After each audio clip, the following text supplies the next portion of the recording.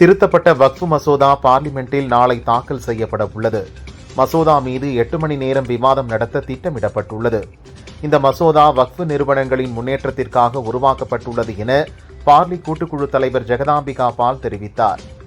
எதிர்க்கட்சி முஸ்லிம்களை வெறும் ஓட்டு வங்கியாக கருதுகிறது, திருப்திப்படுத்தும் அரசியல் செய்கிறது என அவர் கூறினார். திருத்தப்பட்ட வக்ஃப் வாரிய சட்ட திருத்த மசோதா நாளை லோக்சபாவில் தாக்கல் செய்யப்பட உள்ளது. இந்நிலையில் எம்பிக்கள் அனைவரும் கட்டாயம் பார்லிமெண்டில் இருக்க வேண்டும் என பாஜக கொறடா உத்தரவு பிறப்பித்துள்ளது. தென் அமெரிக்க நாடுகளில் ஒன்றான சிலி நாட்டின் அதிபர் கேப்ரியல் போரிக் ஃபாண்ட் 5 நாள் பயணமாக இந்தியா வந்துள்ளார். பிரதமர் மோடி கேப்ரியல் சந்திப்பு நிகழ்ந்தது. அப்போது அங்கிருந்த இந்திய தேசிய கொடி மற்றும் அதில் இடம்பெற்றுள்ள அசோக சக்கரம் குறித்து பிரதமர் மோடியிடம் கேப்ரியல் விளக்கம் கேட்டார். நம் தேசிய கொடி குறித்து பிரதமர் மோடி சிலி அதிபருக்கு விளக்கினார். பிம்ஸ்டெக் கூட்டமைப்பு மாநாட்டில் பங்கேற்க பிரதமர் மோடி நாளை மறுதினம் தாய்லாந்து நாட்டுக்கு செல்கிறார். இந்த மாநாட்டில் வங்கதேசம், இலங்கை நாட்டு தலைவர்களுடன் முக்கிய பேச்சுவார்த்தை நடத்த உள்ளார் என வெளியுறவுத்துறை அதிகாரிகள் தெரிவித்தனர். தங்கத்தின் விலை புதிய உச்சத்தை தொட்டுள்ளது. சவரன் 68,080 ரூபாய்க்கு விற்கப்படுகிறது. 1 கிராம் 8,510 ரூபாயாக உள்ளது. சவரன் 68,000 ரூபாயை தாண்டியுள்ளதால் மக்கள் கலக்கமடைந்துள்ளனர். வெள்ளி விலை கிராமுக்கு 1 ரூபாய் உயர்ந்து 114 ரூபாய்க்கு விற்பனை செய்யப்படுகிறது. நீலகிரி மாவட்டம், ஊட்டி, திண்டுக்கல் மாவட்டம், கொடைக்கானல் ஆகிய இடங்களுக்கு வரும் சுற்றுலா பயணியர் எண்ணிக்கையை கட்டுப்படுத்தவும் சுற்றுச்சூழலை பாதுகாக்கும் விதமாக சென்னை ஹைகோர்ட் உத்தரவுப்படி கடந்த ஆண்டு மே 7ஆம் தேதி முதல் பாஸ் கட்டாயமாக்கப்பட்டது. 2026 சட்டசபை தேர்தலில் போட்டியிட தவேக கட்சியை விஜய் தயார்படுத்தி வருகிறார். இதன் ஒரு பகுதியாக கட்சி மற்றும் பொது நிகழ்ச்சிகளில் எப்படி நடந்து கொள்ள வேண்டும் என்பது குறித்து மாவட்ட செயலர்கள் உள்ளிட்ட நிர்வாகிகளுக்கு 1 வாரம் பயிற்சி அளிக்க திட்டமிடப்பட்டுள்ளது. தமிழகத்தில் மும்மொழிக் கொள்கையை அமல்படுத்த சம கல்வி எங்கள் உரிமை என்ற கையெழுத்து இயக்கத்தை தமிழக பாஜக கடந்த மாதம் துவங்கியது. இதில் 1 கோடி கையெழுத்து பெற திட்டமிடப்பட்டுள்ளது. இந்த இயக்கத்தில் பங்கேற்று நேற்று வரை 35 லட்சம் பேர் கையெழுத்திட்டுள்ளனர். தமிழக மீனவர்கள் பிரச்சினை குறித்த கவன ஈர்ப்பு தீர்மானம் மீது பார்லிமெண்டில் திமுக எம்பி கனிமொழி பேசினார். அப்போது இலங்கை அரசால் கைப்பற்றப்பட்ட 200 படகுகள் நாட்டுடைமையாக மாற்றப்பட்டுள்ளன. இதனால் வாழ்வாதாரம் பாதிக்கப்பட்ட மீனவர்களுக்கு நிவாரணம் அளிக்க நடவடிக்கை எடுக்கப்பட்டுள்ளதா என கேள்வி எழுப்பினார். காவிரி, வைகை, குண்டாறு இணைப்பு கால்வாய் திட்டப்பணிகள் குறித்து அதிமுக உறுப்பினர் சி. விஜயபாஸ்கர் சட்டசபையில் சிறப்பு கவன ஈர்ப்பு தீர்மானம் கொண்டு வந்தார். நதிநீர் இணைப்பு என்பது விவசாயிகளின் கனவு திட்டம். மேட்டூர் அணை நீர் திறக்கப்பட்டால் உபரி நீர் கடலில் கலப்பதாக அவர் கூறினார். இதற்கு பதிலளித்த அமைச்சர் துரைமுருகன், காவிரி, வைகை, குண்டாறு இணைக்கும் திட்டம் விரைவில் செயல்படுத்தப்படும் என்றார். சுங்கச்சாவடிகளில் உயர்த்தப்பட்ட கட்டணத்தை திரும்பப் பெற வேண்டும். சுங்கச்சாவடி கட்டண உயர்வு என்பது பொதுமக்களின் தலையில் சுமையாக விழும் என பாமக எம்எல்ஏ ஜி.கே. மணி கூறினார். எம்புரான் திரைப்படத்தின் மூலம் முல்லை பெரியாறு அணை பாதுகாப்பு அற்றது என்று சித்தரித்து அணையை உடைக்க சதித்திட்டம் தீட்டப்பட்டிருப்பதாக மதிமுக பொதுச் செயலாளர் வைகோ தெரிவித்துள்ளார். இந்த திரைப்படத்தில் முல்லை பெரியாறு அணை பற்றிய காட்சிகளும் வசனங்களும் உடனடியாக நீக்கப்பட வேண்டும். தமிழகத்தில் எம்புரான் படம் திரையிட தமிழக அரசு தடை செய்ய வேண்டும் எனவும் கேட்டுக் கொண்டார்.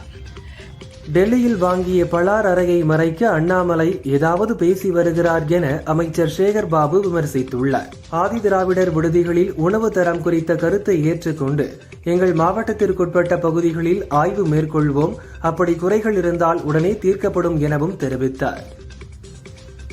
எம்எல்ஏக்கள் கோரிக்கை எல்லாம் இந்த நிதியாண்டில் நிறைவேற்றப்படும் அளவுக்கு திட்டங்கள் அறிவிக்கப்பட்டுள்ளன. எம்எல்ஏக்கள் மகிழ்ச்சியாக செல்கின்றனர் என சட்டசபையில் அமைச்சர் ஏவவேலு பேசினார். சென்னை நீலாங்கரையில் நடந்த திமுக பொதுக்கூட்டத்தில் அமைச்சர் சி. வி. சண்முகம் கலந்து கொண்டு பேசினார். பெண்கள் தங்களது குழந்தைகளை ஒழுக்கமுள்ள, பணிவுள்ள, நல்ல சிந்தனையுள்ள குழந்தைகளாக வளர்க்க வேண்டும் என கூட்டத்தில் அமர்ந்து இருந்த பெண்களுக்கு அறிவுரை வழங்கினார். பாரதிய ஜனதா துர்நாற்றத்தை முற்றிலுமாக அகற்ற வேண்டுமென அகிலேஷ் யாதவ் கருத்துக்கு யோகி ஆதித்யநாத் பதிலடி கொடுத்துள்ளார். பசுவின் சாணம் நாற்றமடிப்பதாக கூறிய அவர், தங்கள் செயல்களின் துர்நாற்றத்தை பார்ப்பதில்லை. கோமாதாவுக்கு சேவை செய்வதை அகிலேஷ் யாதவ் நாற்றமாக நினைக்கிறார் என தெரிவித்தார். புதுச்சேரி ஆரியாங்குப்பம் பகுதியைச் சேர்ந்த ராஜீவ்காந்தி பஞ்சாயத்து ராஜ் சங்கத்தின் மாநில தலைவர் அமுதரசன் கடந்த வியாழக்கிழமை நண்பர்களுக்கு சிபாரிசுக்காக ஆரியாங்குப்பம் காவல் நிலையம் சென்றுள்ளார். அப்போது ஏற்பட்ட வாக்குவாதத்தில் போலீசார் அவரை தாக்கியதாக கூறப்படுகிறது. இந்நிலையில் அமுதரசன் மீது கடுமையாக தாக்குதல் நடத்திய ஆய்வாளர் கலைச்செல்வன் மீது துறை ரீதியான நடவடிக்கை எடுக்காவிட்டால் துணைநிலை ஆளுநர் மாளிகை மற்றும் டிஜிபி அலுவலகத்தை முற்றுகையிடுவோம் என முன்னாள் முதல்வர் நாராயணசாமி எச்சரிக்கை விடுத்துள்ளார். போலீசாரால் தேடப்பட்டு வந்த சாமியார் நித்யானந்தாவின் சகோதரி மகன் சுந்தரேஸ்வரன் காணொலி காட்சி மூலம் ஆன்மீக சொற்பொழிவு ஆற்றிக் கொண்டிருந்த போது அதிர்ச்சி தகவலை வெளியிட்டுள்ளார். அப்போது அவர் இந்து தர்மத்தை காப்பதற்காக சாமி உயிர் தியாகம் செய்துவிட்டார் என கூறினார். இதனால் நித்யானந்தாவின் பக்தர்கள் அதிர்ச்சி அடைந்துள்ளனர். பலமுறை நித்யானந்தா இறப்பு குறித்த சர்ச்சை ஏற்பட்டுள்ளதால் உண்மையில் நித்யானந்தா இறந்துவிட்டாரா என்கிற சந்தேகம் எழுந்துள்ளது. மியான்மரில் ஏற்பட்ட சக்தி வாய்ந்த நிலநடுக்கத்தில் பலியானவர்களின் எண்ணிக்கை 2719 உயர்ந்துள்ளது. 4521 பேர் காயமடைந்துள்ளனர். மீட்பு பணிகள் தொடரும் நிலையில் பலி எண்ணிக்கை அதிகரிக்கும் என கூறப்படுகிறது. இந்தியாவின் வடகிழக்கு மாநிலங்கள் வங்கக்கடலை அணுகுவதற்கான பாதுகாவலராக வங்கதேசம் விளங்குவதாக அந்நாட்டு இடைக்கால அரசின் தலைமை ஆலோசகர் முகமது யூனுஸ் கூறியுள்ளதற்கு இந்தியா கண்டனம் தெரிவித்துள்ளது. காங்கிரஸ் மற்றும் பாரதிய ஜனதா தலைவர்களும் கண்டனம் தெரிவித்துள்ளனர். சென்னை செல்வதற்காக ஈரோடு ரயில் நிலையம் வந்த முன்னாள் அமைச்சர் செங்கோட்டையனிடம் டெல்லி பயணம் குறித்து கேட்ட கேள்விக்கு மௌனம் அனைத்தும் நன்மைக்கே என ஒற்றை வரியில் பதில் சொல்லிவிட்டு சென்றார். விழுப்புரம் மாவட்டம் மரக்காணத்தில் 25 கோடி ரூபாய் செலவில் புதிய பன்னாட்டு மையம் அமைக்கப்பட்டு வருவதாக அமைச்சர் பொன்முடி தெரிவித்துள்ளார். விழுப்புரம் மாவட்டத்தில் 5 மரகத பூஞ்சோலைகள் அமைக்கப்பட்டுள்ளன என்றார். ப்ளூகிராஸ் உள்ளிட்ட விலங்குகள் நல அமைப்புகளுடன் இணைந்து தெருநாய்களை கட்டுப்படுத்த அரசு நடவடிக்கை எடுக்க வேண்டும் என அன்புமணி வலியுறுத்தியுள்ளார். தமிழகத்தில் உள்ள 40 சுங்கச்சாவடிகளில் மார்ச் 31ஆம் தேதி நள்ளிரவு முதல் கட்டண உயர்வு அமலுக்கு வந்ததாக தேசிய நெடுஞ்சாலை ஆணையம் அறிவித்துள்ளது. இந்த கட்டண நடைமுறை 2026ஆம் ஆண்டு மார்ச் 31ஆம் தேதி வரை இருக்கும் எனவும் தெரிவிக்கப்பட்டுள்ளது. சென்னையில் 19 கிலோ எடை கொண்ட வணிக பயன்பாட்டிற்கான சிலிண்டர் 43 ரூபாய் 50 காசு குறைந்து 1921 ரூபாய் 50 காசுக்கு விற்பனை செய்யப்படுகிறது. அதே சமயம் வீட்டு உபயோக கேஸ் சிலிண்டர் விலை எந்த மாற்றமும் இன்றி 818 ரூபாய் 50 காசுக்கு விற்பனையாகிறது. ஏப்ரல் முதல் ஜூன் வரை நாட்டில் வழக்கத்தை விட வெப்பம் அதிகமாக இருக்கும் என இந்திய வானிலை ஆய்வு மையம் கணித்துள்ளது. வெப்ப அலை மற்றும் வெப்பம் தொடர்பான நோய்களை கையாள மருத்துவமனைகளை தயாராக வைத்திருக்கும்படி அனைத்து மாநில அரசுகளையும் மத்திய அரசு சமீபத்தில் அறிவுறுத்தியது குறிப்பிடத்தக்கது. கொளுத்தும் கோடை வெயில் காரணமாக பீர் விற்பனை அதிகரித்துள்ளதாக டாஸ்மாக் விற்பனையாளர்கள் தெரிவித்தனர். சராசரியாக மாநகர நகர பகுதி கடைகளில் தினமும் 250 முதல் 300 பீர் பாட்டில் விற்பனையாகும் என்றும் வெயில் அதிகமானதால் 320 முதல் 420 பாட்டில் வரை விற்கிறது என்றும் டாஸ்மாக் விற்பனையாளர்கள் தெரிவித்தனர். மதுரை உயர்நீதிமன்றத்தின் கிளை உத்தரவுப்படி தமிழகம் முழுதும் பொது இடங்களில் உள்ள அரசியல் கட்சிகள் உள்ளிட்ட கொடி கம்பங்கள் அகற்றப்பட்டு வருகிறது. இதன் ஒரு பகுதியாக கன்னியாகுமரி கடல் நடுவில் விவேகானந்தர் பாறையில் ஏற்றப்படும் காவி கொடியை அகற்ற முயற்சி நடந்தது. பல்வேறு எதிர்ப்புகளுக்கு இடையே இந்த முயற்சி தற்காலிகமாக நிறுத்தப்பட்டுள்ளது. தமிழகத்தில் அரசு உயர் மேல்நிலைப் பள்ளிகளுக்கான மின் கட்டணத்தை அரசே நேரடியாக செலுத்தும் நடைமுறை அடுத்த மாதம் முதல் நடைமுறைக்கு வருகிறது. பள்ளிகளுக்கென ஆண்டுக்கு 2 முறை வழங்கப்படும் சில்லறை செலவினத்தில் இருந்து இக்கட்டணத்திற்கு நிதி ஒதுக்கப்படுகிறது. பயிர்க்கடன், நகை அடமான கடன் தள்ளுபடி தொகையில் 1104 கோடி ரூபாயை மத்திய கூட்டுறவு வங்கிகளுக்கு தமிழக அரசு விடுவித்துள்ளது. இதனால் நிதிச்சுமையில் இருந்து வங்கிகள் தப்பித்தன. அதே நேரம் மீதமுள்ள 2185 கோடி ரூபாயை ஒதுக்க ஜூன் வரை ரிசர்வ் வங்கி கால அவகாசம் அளித்துள்ளது. கரூர் அதிமுக நிர்வாகி அருள் என்பவர் மீது பொய் வழக்கு போட்டு கைது செய்யப்பட்டதாக கூறி கரூர் போலீஸ் ஸ்டேஷனில் முன்னாள் அமைச்சர் விஜயபாஸ்கர் உட்பட 100க்கும் மேற்பட்ட அதிமுகவினர் திரண்டனர். போலீசார் அதிமுகவினரை வெளியேற்றினர். இதில் போலீசாருக்கும் அதிமுகவினருக்கும் இடையே வாக்குவாதம் ஏற்பட்டதால் அங்கு சிறிது நேரம் பரபரப்பு நிலவியது. பெரம்பலூர் கல்லாற்றின் குறுக்கே மேலும் ஒரு தடுப்பணை கட்ட மதிப்பீடு தயார் செய்யப்பட்டுள்ளதாக அமைச்சர் துரைமுருகன் தெரிவித்துள்ளார். தடுப்பணை கட்ட 6 கோடியே 50 லட்சம் ரூபாய் செலவாகும் என்றார். பிரபல நகைச்சுவை நடிகரும் முன்னாள் எம்எல்ஏவுமான SP சேகர் பெண் பத்திரிகையாளர் குறித்து அவதூறாக பேசி மீண்டும் சர்ச்சையில் சிக்கியுள்ளார். கடந்த 27ஆம் தேதி நாரதகான சபாவில் நடந்த நாடகத்தில் பெண் பத்திரிகையாளர் குறித்து ஆபாசமாகவும் அருவருக்கத்தக்க வகையிலும் அவதூறாக பேசியுள்ளார். இதுகுறித்த வீடியோ சோசியல் மீடியாவில் வேகமாக பரவி வருகிறது. பலரும் இதற்கு கண்டனங்கள் தெரிவித்து வருகின்றனர். சென்னை தரமணியில் கோடை காலத்தை முன்னிட்டு தேமுதிக சார்பில் நீர்மோர் பந்தல் திறக்கப்பட்டது. அப்போது கட்சியினர் பஸ்களை வழிமறித்து நீர்மோர் வழங்கியதால் சிறிது போக்குவரத்து நெரிசல் ஏற்பட்டது. டிஎன்பிஎஸ்சி குரூப் 1A தேர்வுகளுக்கான அறிவிப்பாணையை தேர்வாணையம் வெளியிட்டுள்ளது. இந்த தேர்வுகளுக்கு இன்று முதல் 30ஆம் தேதி வரை விண்ணப்பிக்கலாம். ஜூன் 15ஆம் தேதி குரூப் 1 முதல்நிலை தேர்வு நடைபெறும். சென்னையிலிருந்து லண்டன், தூத்துக்குடி செல்லும் 4 விமானங்கள் இன்று திடீரென ரத்து செய்யப்பட்டதால் பயணிகள் அவதியடைந்தனர். நிர்வாக காரணங்களுக்காக 4 விமானங்கள் ரத்து செய்யப்பட்டுள்ளதாக தகவல்கள் வெளியாகியுள்ளது. கேரள மாநிலம் இடுக்கி மாவட்டம் மூணார் அருகே உள்ள ராஜமலை வனச்சாலை வரையாடுகளின் பிரசவ காலத்தை கருத்தில் கொண்டு பிப்ரவரி 1ஆம் தேதி மூடப்பட்டது. டூரிஸ்டுகள் செல்ல தடை விதிக்கப்பட்டது. இந்நிலையில் வரையாடுகளின் பிரசவ காலம் நிறைவடைந்ததால் இன்று காலை முதல் திறக்கப்பட்டது. கொடைக்கானலுக்கு செல்ல இ-பாஸ் நடைமுறை இன்று முதல் அமல்படுத்தப்பட்டுள்ளது. தேனி மாவட்ட எல்லையில் உள்ள சோதனை சாவடியில் இ-பாஸ் எடுக்காத வாகனங்கள் இ-பாஸ் எடுத்த பின்பே அனுமதிக்கப்பட்டது. இ-பாஸ் எடுக்காத வாகனங்கள் அந்த பகுதியிலேயே நிறுத்தி இ-பாஸ் எடுத்த பின்பு கொடைக்கானல் செல்ல கொடைக்கானல் நகராட்சி நிர்வாகம் அனுமதித்து வருகின்றனர். மதுரையில் மார்க்சிஸ்ட் கம்யூனிஸ்ட் சார்பில் நாளை முதல் 3 நாட்கள் நடைபெறும் மாநாட்டில் கலந்து கொள்ள கேரள மாநில முதல்வர் பினராயி விஜயன் கன்னியாகுமரி கலெக்டர் ஆபீஸ் அருகே உள்ள அரசினர் விருந்தினர் மாளிகைக்கு வந்தார். அவரை கலெக்டர் அழகு மீனா மற்றும் மாவட்ட எஸ்பி ஸ்டாலின் பூசெண்டுகள் கொடுத்து வரவேற்றனர். பின்னர் அவர் போலீசின் அணிவகுப்பு மரியாதையை ஏற்றுக்கொண்டார். திருச்சி தொட்டியம் மதுரகாளியம்மன் கோவில் தேர் திருவிழாவை முன்னிட்டு போலீஸ் கொடி அணிவகுப்பு நடந்தது. 500க்கும் மேற்பட்ட போலீசார் வஜ்ரா வாகனத்துடன் பேரணி சென்றனர். தேர் திருவிழா வருகிற 3ஆம் தேதி நடைபெற உள்ளது. பிரம்மாண்டமான 30 அடி உயரமுள்ள 2 தேர்களை பக்தர்கள் தோளிலும் தலையிலும் சுமந்து கொண்டு வீதி உலா வருவது காண்போரை கவரும் விதமாக இருக்கும். கோவை சின்ன தடாகம் அரசு ஆரம்ப பள்ளியில் முதல்வர் ஸ்டாலினின் 72வது பிறந்த நாளை முன்னிட்டு திமுக சார்பில் இலவச மருத்துவ முகாம் நடந்தது. இந்த முகாமில் ஏராளமான மக்கள் கலந்து கொண்டு மருத்துவ பரிசோதனைகள் செய்து கொண்டனர். கோவை மாவட்டம் கோவில்பாளையம் பகுதியில் டாஸ்மாக் பாரில் மது குடித்துவிட்டு முதல்வர் ஸ்டாலின், கனிமொழி மற்றும் உறுப்பினர்களை ஆபாச வார்த்தைகளில் வசைபாடிய சிவா மற்றும் சந்திரசேகர் ஆகிய 2 பேரை போலீசார் கைது செய்தனர்.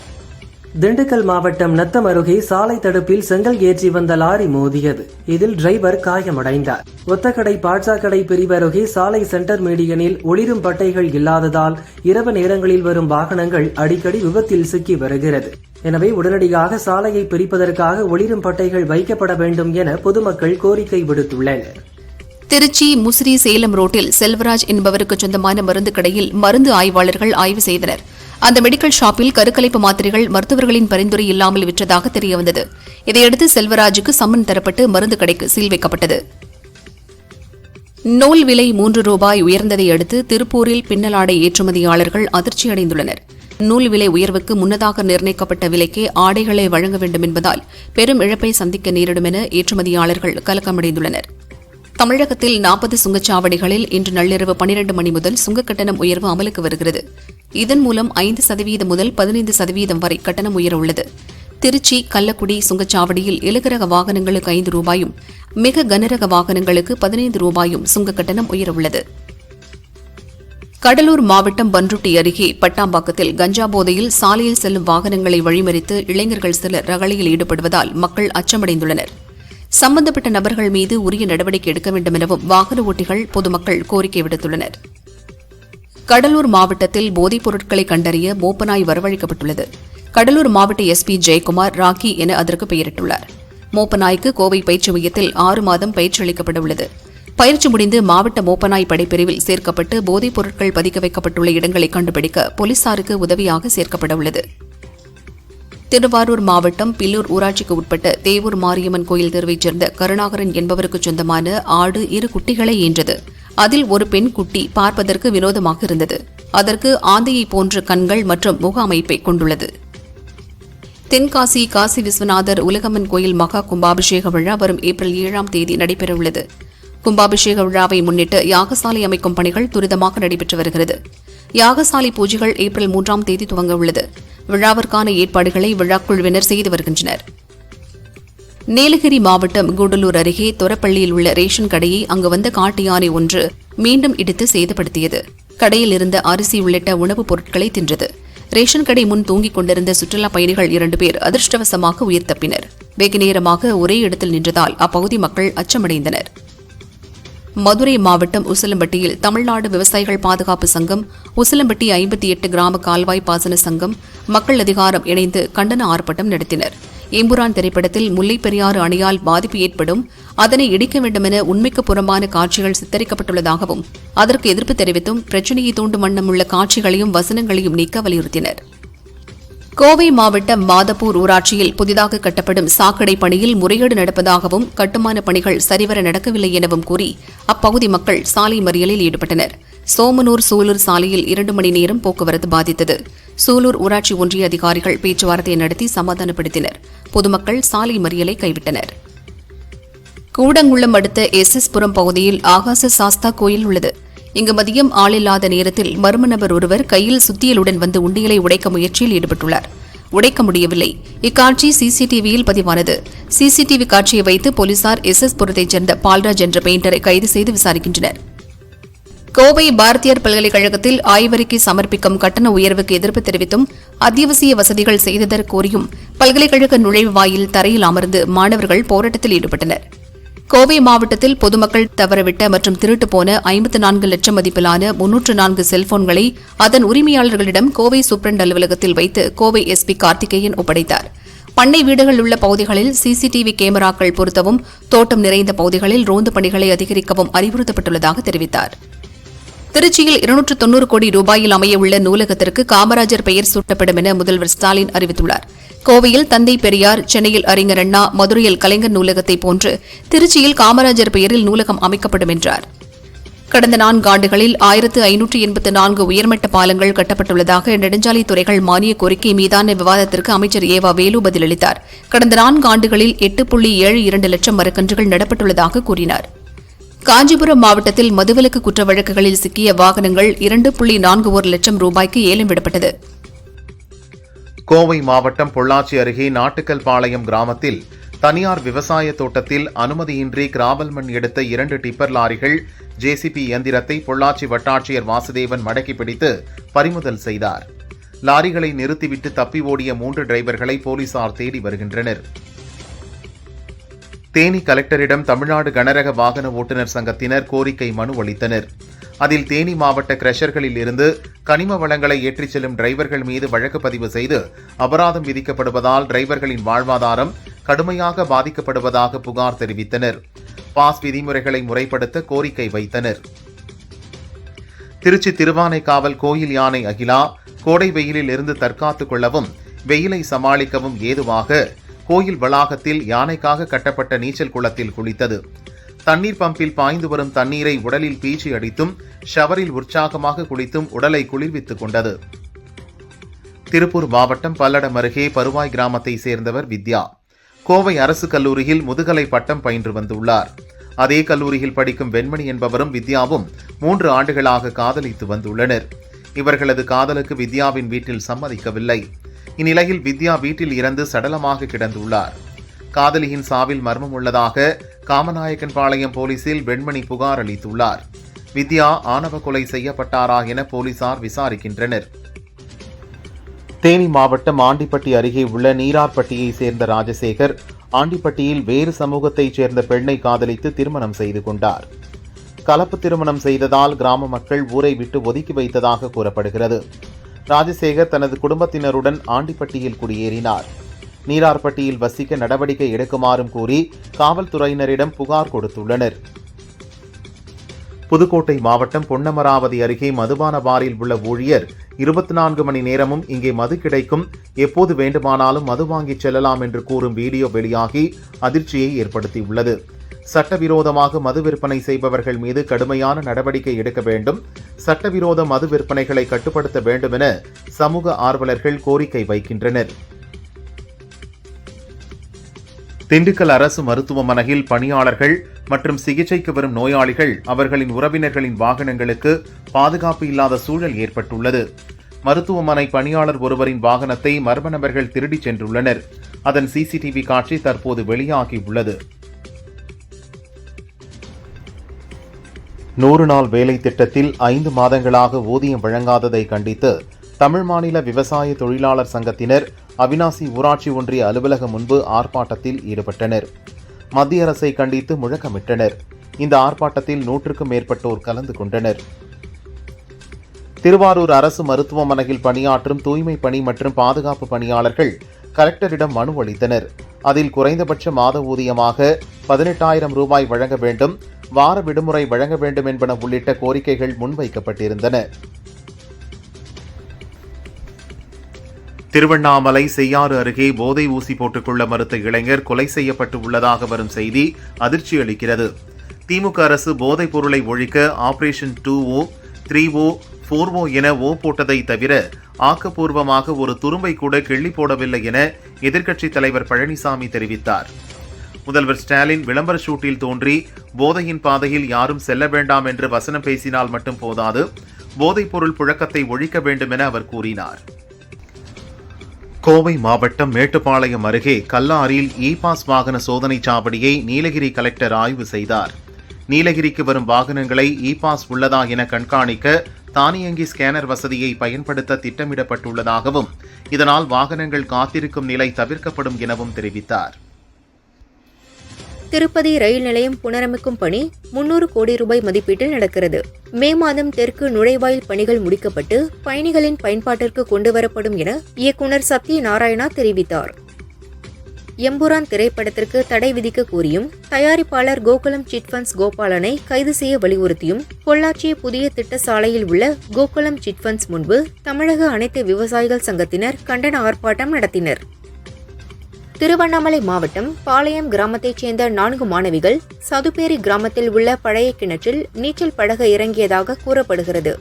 இதில் மோனிஷா மற்றும் சிவரஞ்சனி ஆகிய 2 மாணவிகள் நீரில் மூழ்கி இறந்தனர். கிணற்றில் படிகள் இல்லாத போது மாணவிகள் எப்படி இறங்கினர் என களம்பூர் போலீசார் வழக்கு பதிந்து மற்ற 2 பேரிடம் விசாரணை மேற்கொண்டு வருகின்றனர். தீயணைப்புத் துறையினர் உடலை மீட்டனர். கோவை புளியகுளம் கல்லறை தோட்டத்திற்கு பின்புறம் உள்ள சாக்கடை கால்வாய் அருகே பாதி எரிந்த நிலையில் சடலம் மற்றும் எரிந்த நிலையில் உடல் பாகங்கள் சிதறி கிடந்ததை பார்த்த அப்பகுதி மக்கள் அதிர்ச்சி அடைந்தனர்.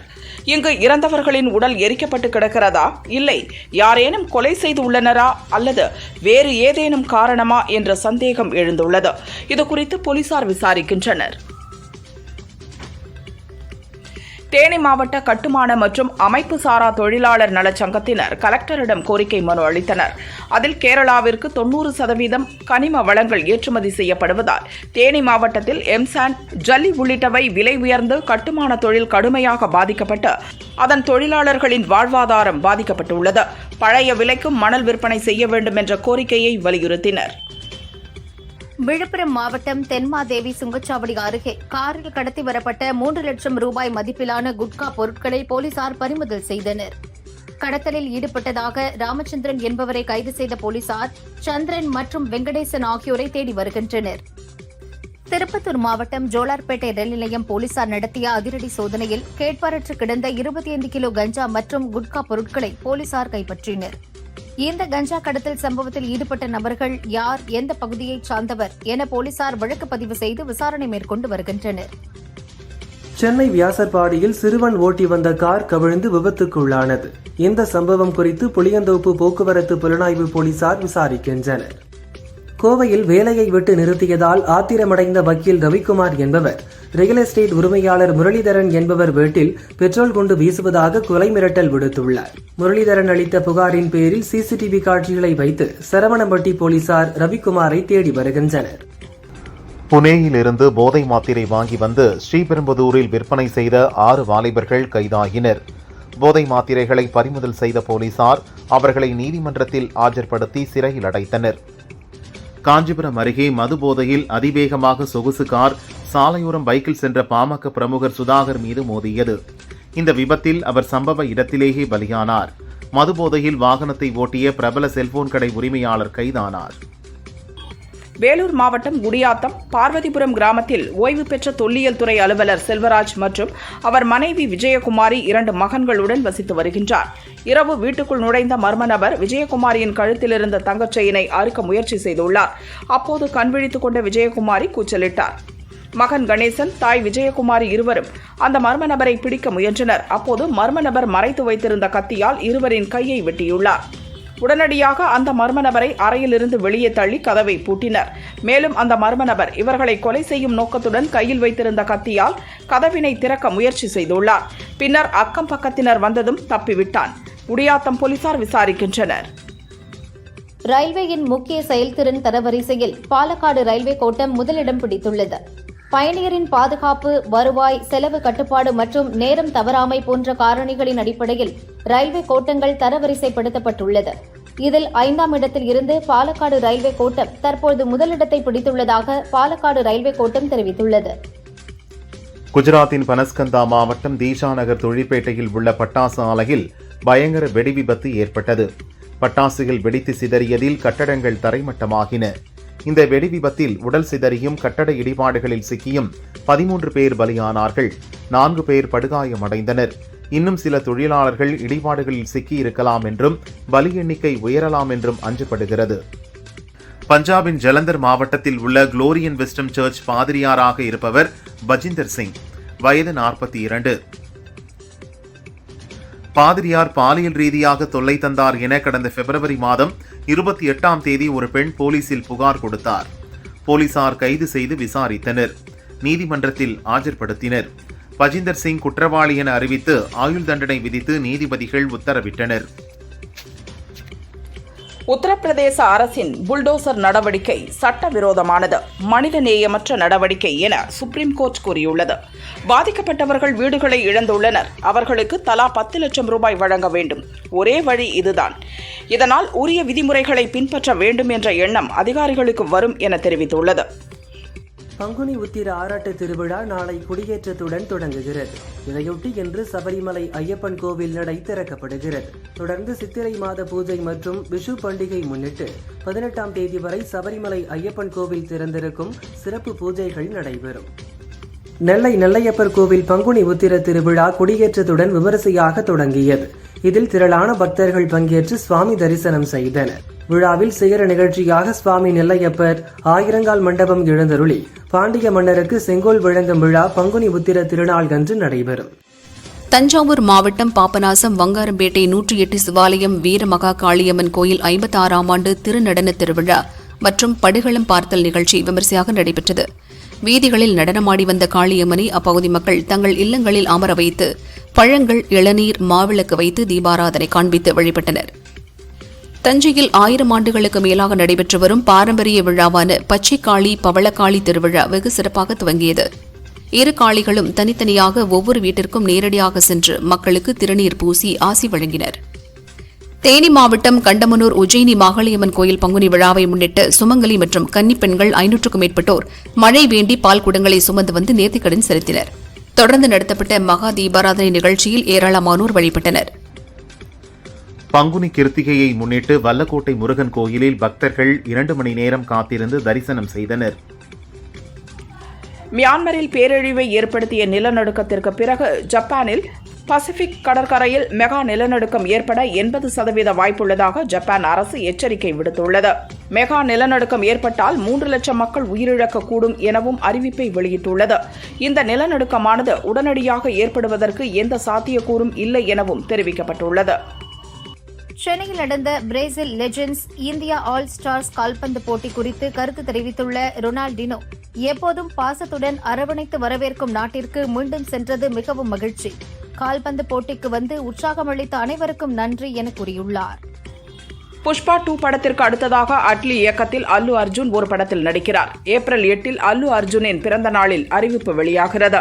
இப்படத்தில் அல்லு அர்ஜுன் இரட்டை சகோதரர்களாக 2 வேடங்களில் நடிக்க உள்ளாராம். சினிமாவில் அறிமுகமாகி 22 ஆண்டுகள் ஆனாலும் இப்போதுதான் அவர் முதல் முறையாக 2 வேடங்களில் நடிக்க இருக்கிறார். மோகன்லால், மஞ்சு வாரியர், டொவினோ தாமஸ் உள்ளிட்டோர் நடிப்பில் பிருத்திவிராஜ் இயக்கிய எல்2 எம்புரான் படம் கடந்த வாரம் வெளியானது. ஆட்சேபனத்திற்குரிய காட்சிகள், வில்லன் பெயர் என தொடர் சர்ச்சையில் சிக்கிய நிலையில் 2 நிமிட காட்சிகளை நீக்கி மறு தணிக்கை செய்து திரையிடப்பட்டது. ரிலீஸ் ஆகி 5 நாட்களில் இப்படம் 200 கோடி ரூபாய் வசூலித்துள்ளது. இதன் மூலம் 200 கோடி ரூபாய் வசூலை கடந்த 2வது மலையாள படமானது. முதலிடத்தில் 250 கோடியுடன் மஞ்சுமேல் பாய்ஸ் உள்ளது. மாரி செல்வராஜ் இயக்கிய மாமன்னன் படத்தில் வடிவேலுவும் ஃபகத் ஃபாசிலும் இணைந்து நடித்தனர். படம் வெற்றி பெற்ற நிலையில் இந்த இருவரும் மாரிசன் எனும் படத்தில் மீண்டும் இணைந்து நடித்துள்ளனர். கிருஷ்ணமூர்த்தி என்பவர் இயக்க யுவன் சங்கர் ராஜா இசையமைத்துள்ளார். படப்பிடிப்பு முடிந்து மற்ற பணிகள் நடக்கும் நிலையில் ஜூலையில் படம் ரிலீஸ் என அறிவித்துள்ளனர். ஆனால் தேதியை படக்குழு குறிப்பிடவில்லை. இந்த ஆண்டு முதல் 3 மாதங்களில் மட்டும் சுமார் 65 படங்கள் ரிலீஸ் ஆகியுள்ளன. இப்படியான சூழலில் ஏப்ரல் மாதத்தில் 10ஆம் தேதி அஜித் நடித்த குட் பேட் அக்லி, 18இல் சிபிராஜ் நடித்த 10 ஹவர்ஸ், 24இல் சுந்தர் சி வடிவேலு நடித்த கேங்கஸ் ஆகிய 3 படங்களை குறிப்பிடும்படியான படங்களாக வெளியாக உள்ளன.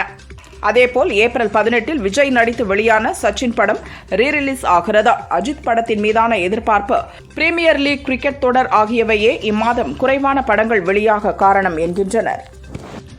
சீரியல் நடிகை ஸ்ருதி நாராயணின் ஆபாச வீடியோ சமீபத்தில் இணையத்தில் வெளியாகி சர்ச்சையை ஏற்படுத்தியது. ஆனால் அது AI மூலமாக சித்தரித்து உருவாக்கப்பட்டதாக ஸ்ருதி விளக்கம் கொடுத்தார். இது பற்றி பாடகி சின்மயி வெளியிட்ட பதிவு: சில பெண்கள் சமரசம் செய்ய மறுத்தால் வாய்ப்புகளை இழக்கிறார்கள். ஒரு பெண் தனக்கான இடத்தில் நிமிர்ந்து நிற்க முயற்சித்தால் இச்சமூகம் அவரை குற்றவாளியாக்குகிறது. இதுபோன்ற மனப்போக்குடைய ஆண்கள் ஊடகங்கள், திரைப்பட, தொலைக்காட்சி துறையில் இருப்பது கேவலம். கலையின் தூய்மை பாதுகாக்கப்பட வேண்டும். இந்த தீய சக்திகள் முழுவதுமாக நாசமாக போக வேண்டும் என காட்டமாக பதிவிட்டுள்ளார். யூடியூபர் விஜய் சித்து டிராகன் படத்தில் நாயகன் பிரதீப் ரங்கநாதனின் நண்பனாக நடித்து பாராட்டை பெற்றார். இயக்குநராக வேண்டும் என்ற ஆசையில் யூடியூபில் வீடியோ போட்டு வந்த அவருக்கு தற்போது ஆசை நிறைவேறியுள்ளது. வேல்ஸ் இன்டர்நேஷனல் நிறுவனம் தயாரிக்க உள்ள புதிய படத்தை தானே இயக்கி நடிக்க இருக்கிறார் சித்து. இதற்கான ப்ரோமோ ஷூட் சமீபத்தில் நடந்துள்ளது. மே மாதம் படப்பிடிப்பை துவக்குகின்றனர். மணிரத்னம் இயக்கிய காற்று வெளியிடை, செக்க சிவந்த வானம் உள்ளிட்ட படங்களில் நடித்த அதிதி ராவ் ஹைதரி கடந்த ஆண்டு நடிகர் சித்தார்த்தை திருமணம் செய்தார். இது பற்றி பேசிய அதிதி, சித்தார்த்தை திருமணம் செய்ய ஒரு நொடி கூட யோசிக்கவில்லை. செயற்கைத்தனம் இல்லாத நல்ல மனிதர், எப்போதும் ஒரே மாதிரியாக இருக்கும் அன்பானவர். அவரின் நல்ல செயல்பாடுகள் தான் திருமணம் செய்ய காரணம். தற்போது அவரவர் பாதையில் மீண்டும் நடிக்க துவங்கியுள்ளோம் என்றார்.